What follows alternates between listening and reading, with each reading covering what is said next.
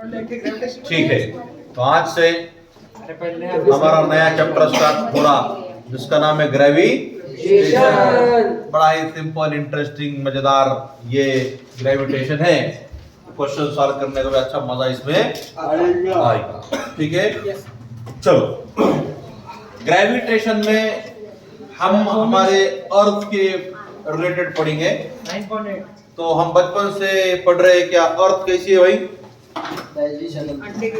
वैद्यवी शक्ल में है ना, गोल है। अर्थ क्या है? हम उसको स्फीयर कंसीडर करते हैं। तो भाई मध्यभागी शक्ती आणि कडेला निमुळती. हाँ तो हम ना हम स्फीयर बोलो उसको।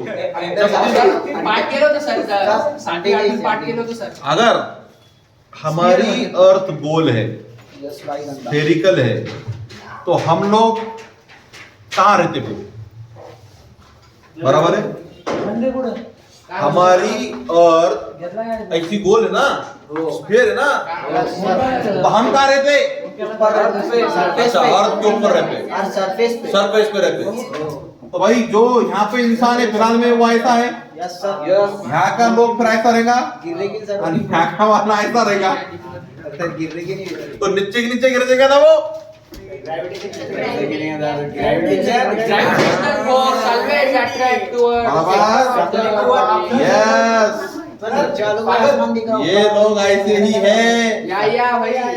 हमारा धरती का जो सेंटर है, जो हमारी धरती है, वो हर एक चीज को अपने तरफ खींचती है, और इसी का नाम ग्रेविटी है, जो हम ग्रेविटेशन में पढ़ने वाले हैं।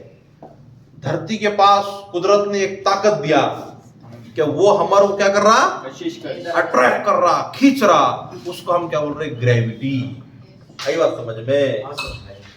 तो मान लीजिए क्या भाई अर्थ हमारा ऐसा स्फीयर नहीं रहता था, दुनिया को मालूम नहीं था। जब दुनिया के लोग क्या समझते थे? क्या अर्थ क्या है? एक प्लेट है खाना खाने की, है ना। तो वास्को द गामा था ना, वो निकला था बोट लेके देखने को, और कैसी देखना बोले। उसको क्या लगा, उन्हें बाहुबली के जैसा निकलेगा ऊपर से नीचे, कोई तो नई दुनिया में जाके गिरेगा। बाहुबली में नहीं क्या, उन्हें ऊपर से नीचे आता है नई दुनिया में। तो वैसा कहा नई दुनिया में गया क्या वो? अगर मान लीजिए, ठीक है, सपोज क्या अर्थ हमारी ऐसी रहती थी, तो ये अर्थ का सेंटर है। फिलहाल में ये न्यूटन है अपना, ये एप्पल का झाड़ है, एप्पल टूटा नीचे गिरा, उसको दिखा ऊपर क्यों गया था? बराबर ना। तो अब उसको देखा, तूने बोला कि भाई ग्रेविटी का कंसेप्ट आया। अगर मान लीजिए एप्पल का झाड़ यहाँ रहता था, न्यूटन यहाँ खड़े हुआ रहता था, सेंटर ये है, एप्पल यहाँ से टूट गया और ऐसा देगा तो न्यूटन के नाक पे लगेगा, हाँ साले के नाक उड़ जाएगी। ऐसा हो रहा क्या? नहीं, मतलब धरती का ये कंसेप्ट गलत है। धरती ऐसी नहीं है। धरती क्या है? गोल है। आई बात समझ में? तो चलो इसी के बारे में हमको इस चैप्टर में पढ़ाई करना है। तो सबसे पहले हम यहाँ पर जो पढ़ेंगे, देखो अपने को आज ये तो बात मालूम हुई ना, बचपन से पढ़ रहे धरती गोल है, लेकिन हम कहाँ रहे ये मालूम नहीं था अपने को। आज उतनी तो बात मालूम हुई, समंदर, बिल्डिंग सब क्या धरती के ऊपर ही है। तो सबसे पहले हम पढ़ने जा रहे Newton law of gravitation. Newton law of gravitation क्या बोला न्यूटन ने? इधर ध्यान दो, यहां पर ये एक बॉडी है जिसका मास m1 है, दूसरी बॉडी m2 है, और दोनों के बीच में का डिस्टेंस r है। तो जैसा धरती हमको अट्रैक्ट कर रही, ऐसा खाली धरतीच नहीं, इस विश्व के अंदर या ब्रह्मांडामध्ये प्रत्येक बॉडी ही दुसऱ्या बॉडीला काय करते? अट्रॅक्ट करण्याचं काम करते। बरोबर है? अट्रैक्ट कर रही मतलब फोर्स लगा रही। क्या लगा रही? वो जो फोर्स होता है, this force is directly proportional to product of their masses. हे काय आपण सांगितलं का? नाही, हे न्यूटन बाबांनी सांगितलं। आपण बाकीचं ताण घ्यायचं नाही, आहे तो आहे।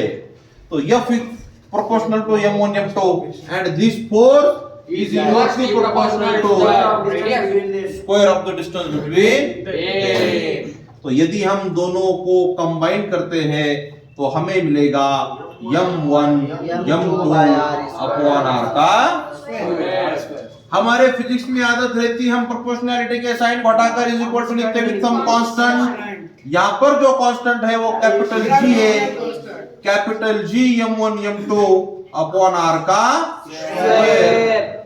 This is formula for force between any two body, है ना, या फिर न्यूटन्स लॉ का ये फॉर्मूला है F equal to G m1 m2 upon r square. अब ये जो कैपिटल जी है बेटा वेयर, ये जो कैपिटल जी है ये क्या कहलाता, ये कहलाता यूनिवर्सल ग्रेविटेशनल कांस्टेंट। यूनिवर्स में बराबर क्या स्पेलिंग, ठीक है, कांस्टेंट। उसका जो वैल्यू है वो वैल्यू करता 6.67 10 to the power minus 11 newton metre square पर केजी। इसको बोलते यूनिवर्सल ग्रेविटेशनल कांस्टेंट। का बरं रंग युनिव्हर्सल आहे हो? सगळ्यांसाठी एकच उस्मानपुऱ्यामध्ये देखील याची व्हॅल्यू 6.67 मायनस 11 आहे।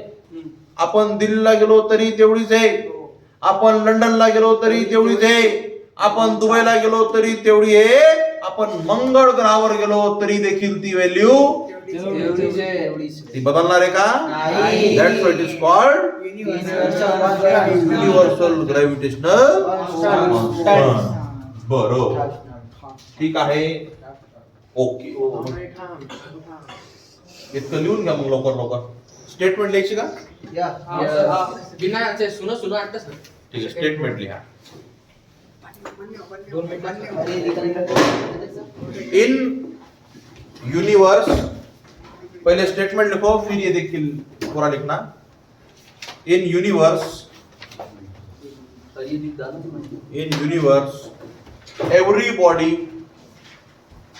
every body attracts other body, every body attracts other body with a force everybody attract other body with a force whose magnitude is directly proportional to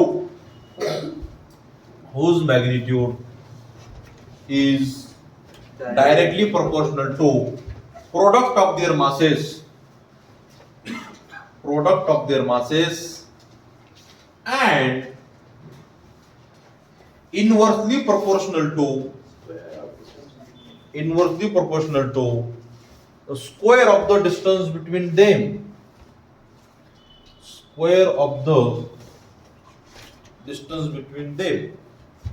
याला मराठीत कसं म्हणतात माहिती आहे का तुम्ही? विश्वामधील कोणत्याही दोन वस्तूंमधील गुरुत्वीय बल हे त्या वस्तूच्या वस्तुमानाच्या गुणाकाराच्या समानुपाती तर त्या वस्तूंमधील अंतराच्या वर्गाच्या व्यस्तानुपाती असते।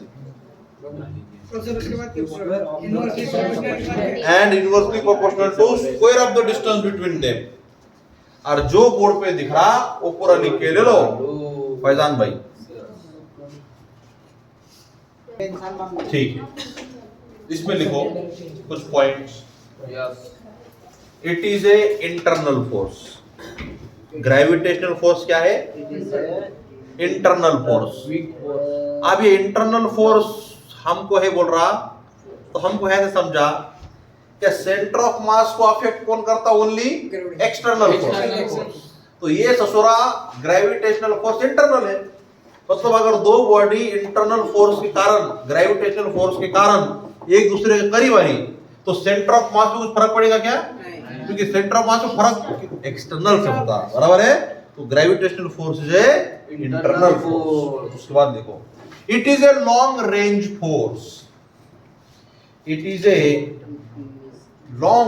फोर्स। मतलब किती दूर असू द्या, किती लांब पर्यंत हा फोर्स काय करतो? कॅच करतो। It is a long range force. It is a weakest force. और सबसे कमजोर फोर्स है ये. सर क्या है? It is a Weakest. weakest force. ये क्या है? सबसे कमजोर फोर्स है और ये रियल फोर्स है. कौन सा फोर्स है? It is a real force. This is यार लागलं यार कसं बाळी मुली पाहिजे हेच वाला हा तर तळून देखील ठीक है. देखो क्वेश्चन. हाँ ये लिख दे. क्वेश्चन ले लें. तळून नाही आलं ते सांग मला. Three identical sphere. Three identical sphere of mass m and radius r. Of mass m and radius r are placed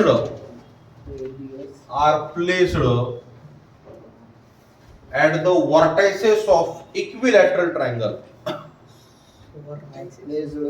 Are placed at the vertices of an equilateral triangle of side A. Full stop. Due to their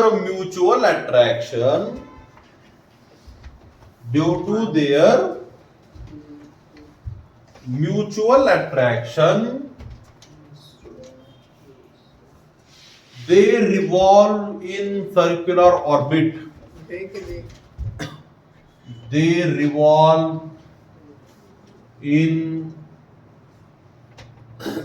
orbit. Full stop. Find linear speed of sphere. Find the linear speed of a sphere. इधर ध्यान दो. ये 3 sphere है. हर एक का mass कितना है? m. त्याचे रेडियस आपल्याला तशी गरज पडणार नाही. बरोबर है. और ये तीनों स्फीयर को अपन ने वर्टिसेस ऑफ ट्रायंगल पे रख दिए जिसका साइड ए है.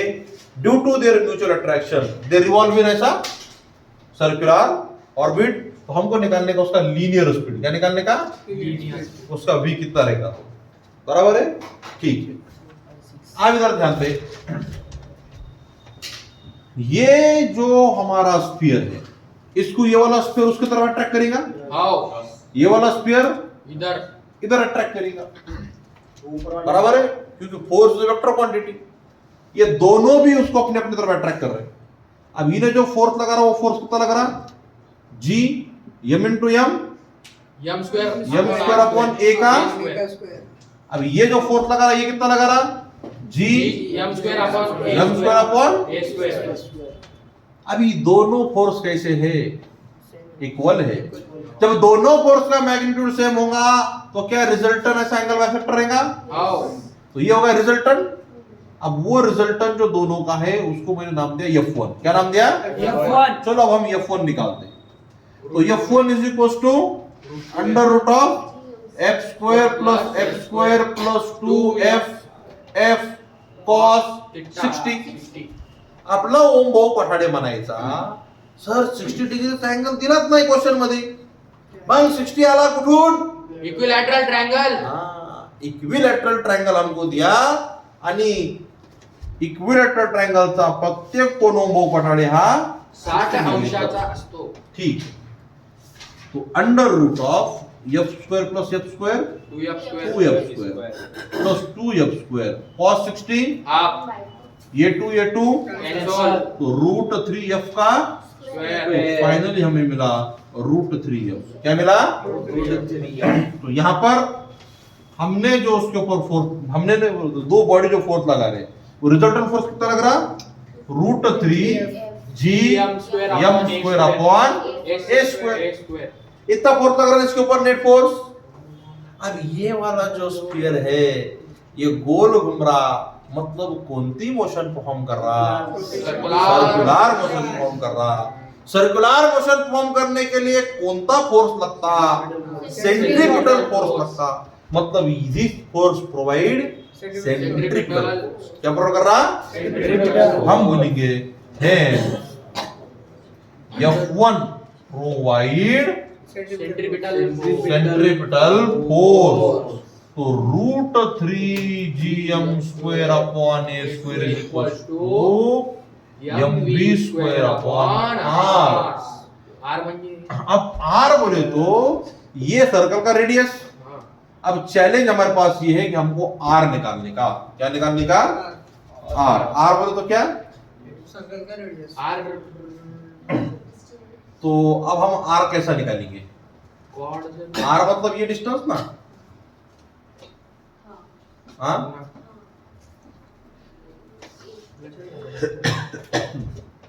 तो समझो हमारे पास एक इक्विलैटरल ट्रायंगल है, angle bisector are perpendicular bisector. 2r sin theta by 2 नहीं जमन का। हाँ, 2r sin theta by 2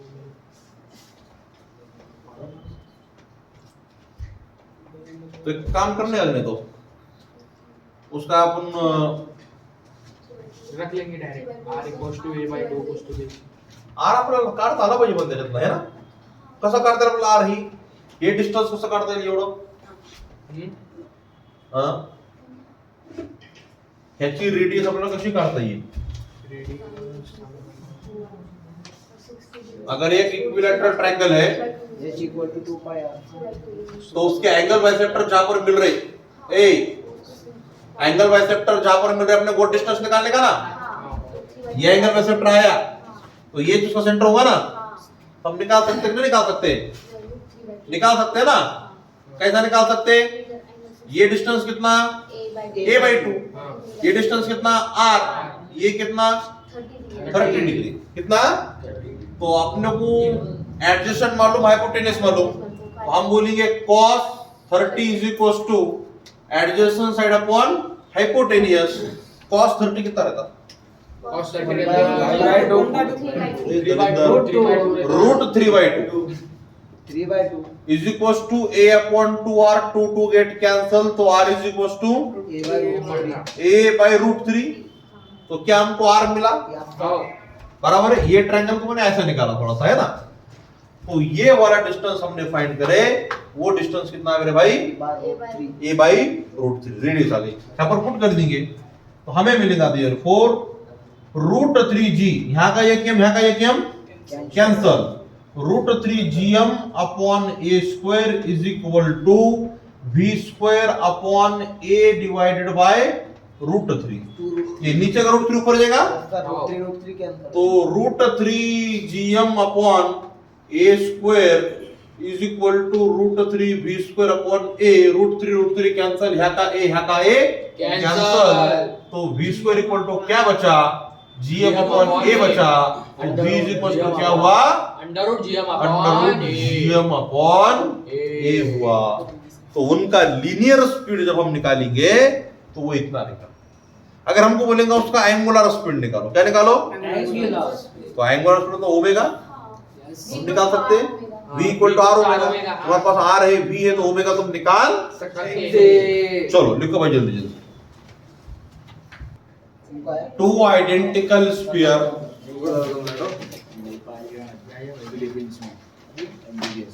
to identical sphere, each of mass m and radius r,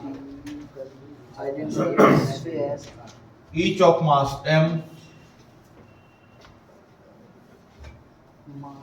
each of mass m and radius r,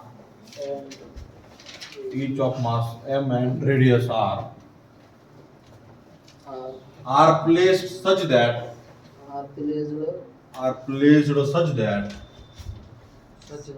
their surfaces touch each other. Their surfaces. their surfaces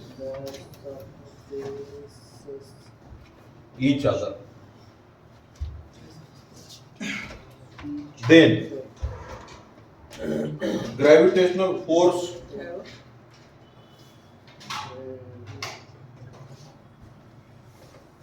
Then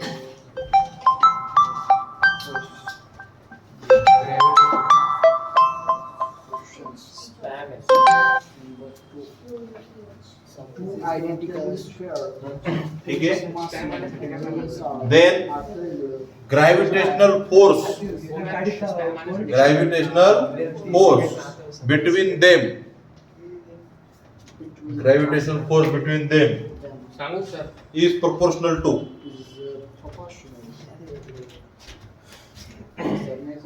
पहला option r square, red रंग में convert. proportional to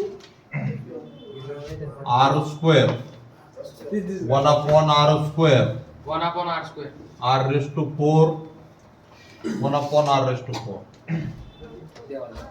R क्या लिखे तुमने question? दोन R extension से. Two identical solid sphere करो, मतलब उनका मटेरियल भी सेम है. Two identical sir D answer sir. Solid sphere. B है सर. B. D है sir D. देखो मेरा B, D आ रहा D, D. मेरा D आ रहा sir. मेरा भी डाया था. देखो फोर्स का फॉर्मूला क्या रहता? G m upon R square. यहाँ का डिस्टेंस r, ये distance r plus r 2r का स्क्वायर 4R square. 4r का स्क्वायर. तो अपन क्या करते हैं गड़बड़, F is inversely proportional to r square. झालं बराबर है. ये आंसर नहीं, गड़बड़ करने की नहीं. अपने को रेडियस के फॉर्म में क्या हम ये मास लिख सकते हैं वो दिखने का. क्या ये मास हम रेडियस के फॉर्म में लिख सकते हैं? तो जितने टर्म रेडियस के फॉर्म में जा सकते सबको रेडियस के फॉर्म में ले जाने का. तो ये हो जाएगा g. अब g और 4 तो कांस्टेंट है, क्या घेन देना आएगा? नहीं. तो force is proportional to M square ये upon m square upon r का. तो F इज प्रोपोर्शनल टू ये जो मास है Density इसको हम लिख सकते हैं डेंसिटी इनटू वॉल्यूम. क्या लिख सकते हैं? 4/3 और इसका वॉल्यूम क्या रहता? 4/3 4/3 r का क्यूब का स्क्वायर अपॉन r का स्क्वायर. तो this force is proportional to, ये सब कांस्टेंट है, हमारा इंटरेस्ट r में है, तो r रेज़ टू 3 टू 6 अपॉन r का स्क्वायर. तो F is proportional to r raise to 4. 7 crore. ये काय है? तो ये डेंसिटी लगा देंगे. चलो लिखो जल्दी जल्दी. वो बहुत ही आवाज लगी बराबर आलो तो.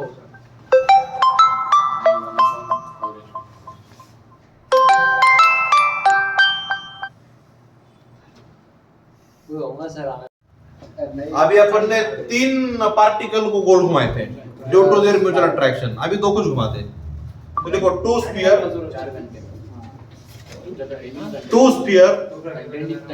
each of mass m, 2 sphere. each of mass solid है m. सर. 2 solid sphere. हाँ सॉलिड या ना. 2 solid sphere. each of mass m, पूरा क्वेश्चन बोलो. 2 solid sphere each of mass m आपने 2 स्क्वायर लिख ली. चलना नहीं. Square revolve in circular orbit, each revolves in circular orbit, due to their mutual attraction. Revolves in circular orbit due to their mutual attraction. Full stop. Find mutual attraction. Find time period of revolution. Find time period of revolution of each sphere.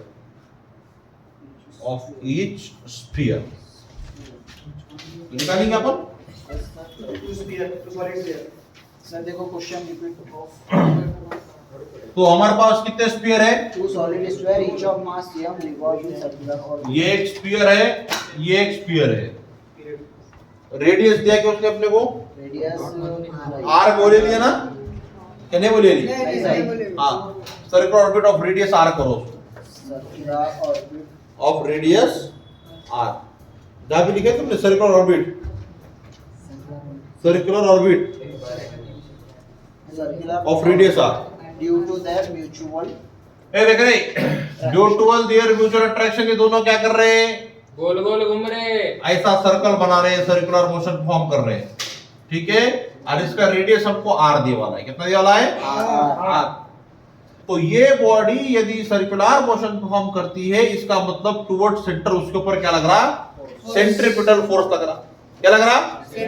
और यहाँ पर ये body कुछ अपनी तरफ खींच रही ना, तो हम बोलेंगे gravitational force is equal to centripetal force. जो रिक्वायर्ड सेंट्रीपिटल फोर्स है ये कौन देगा? वो ग्रेविटेशन फोर्स देगा। यहाँ पर दो ही बॉडी है, इस वास्ते एक ही उसके ऊपर फोर्स लग रहा। इससे पहले कितने बॉडी थे? तीन बॉडीज थे। तो दो बॉडी क्या कर रहे थे? उसको अपनी तरफ खींच रहे थे। और हमने फिर रिजल्टेंट निकाले थे। यहाँ पे रिजल्टेंट निकालने की जरूरत है क्या? नहीं है, दो ही बॉडी है। दोनों के बीच में का जीएफ कितना? GM square upon 2R square। Upon 2R का स्क्वायर मतलब 4R का square is equal to mv square upon r। m get cancel, यहाँ का एक आ गया, का एक R cancel. gm upon 4R is equal to v का स्क्वायर। तो v कितना है फिर? v is equal to 1 upon 2 under root of gm by R। सही है। Yes, sir. हमको निकालने का रंदे भाऊ टाइम पीरियड काय काढायचं? टाइम तो पीरियड टाइम क्या रहता? Distance upon velocity. Yes, sir. तो टोटल डिस्टेंस कितना ट्रैवल कर रहा? 2 पाई आर। कितने से? v से 2 पाई आर अपॉन v कितना है? 1 upon 2 under root of gm by r है। ये 2 कुठं जाईल रे? वरी 4 2 पाय टू जा 4 पाई आर बरोबर आहे, भागिले under root of gm by R। r। जर समजा आपल्याला या r ला वरती पाठवायचं तर काय होईल? R to the power 4 pi under root of हा r पण मी आतमध्ये पाठवला तर तो झाला r चा, आणि हा रूट खाली वरती r जाईल अपॉन gm। तो टाइम पीरियड मिला t is equals to 4 pi under root of r cube upon gm। बराबर है। स्क्वेयरिंग ऑन बोथ साइड करें तो t square is directly proportional to R cube। r cube. बराबर है। हम सब पढ़ने तो इसको आगे जाने के बाद Kepler's third law। Kepler third law, Orbit of an हाँ planet ठीक gives है, it the sun at one of the वो अलग चीज है, लेकिन हम आगे के बाद उसको पढ़ेंगे। लिखो चलो, the square of its period of revolution is that। ले भाई next question. A body of mass capital M। Question The number body हाँ next question. a body 2 minute का a body of mass of mass capital M capital M is divided is divided into body into two parts, two parts, दो टुकड़े करें। A body of mass capital M is divided into two parts, and these parts are separated by certain distance r, and these parts and these parts are separated by certain distance r। काहीतरी r distance ने त्याला काय केलं? Separate केलं। Separated के बाद एक बार Separated by distance r, full stop। To have maximum force of attraction between them,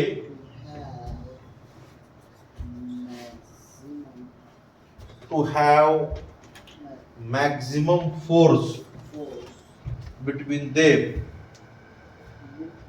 the ratio of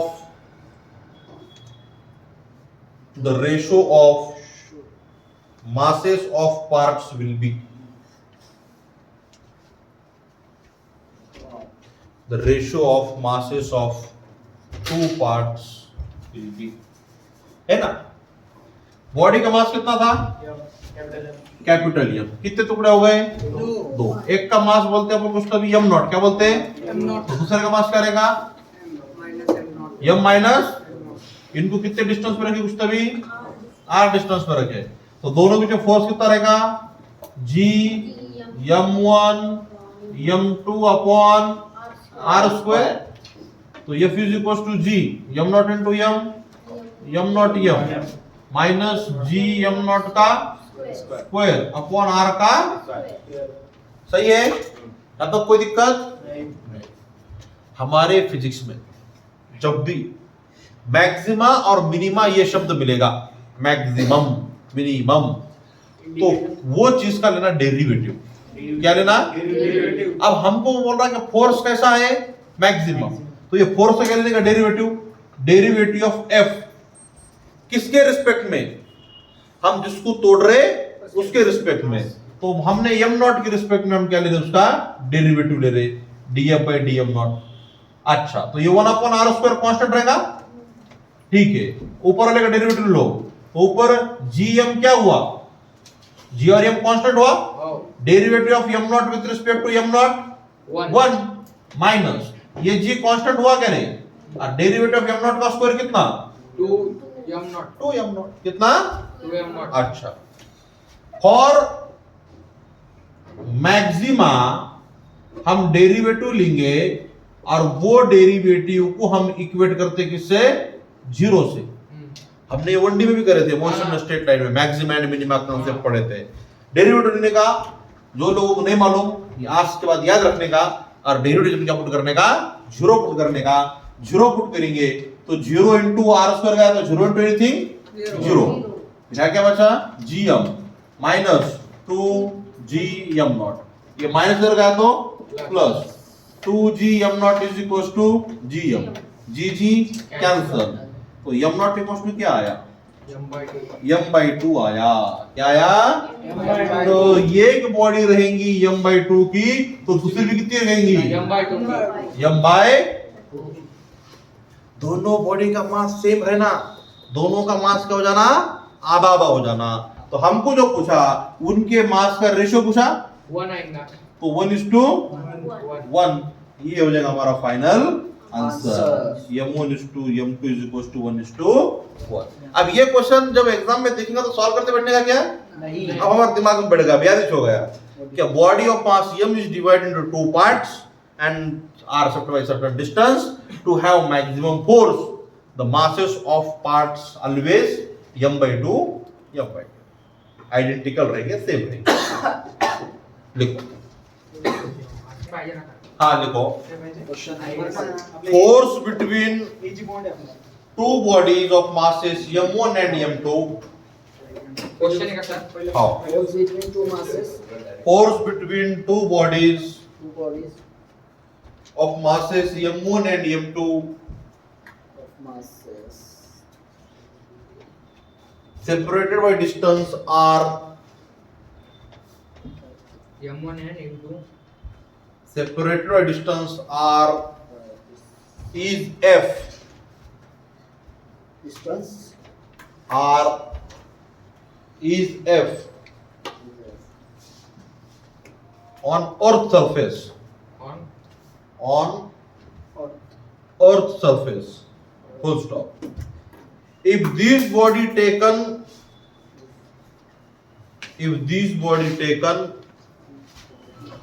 on surface of moon and placed at same distance, if body taken this body taken on surface of moon and placed at same, या फिर and separated at same distance r, उनके बीच में कितना distance हमने कितना रखे?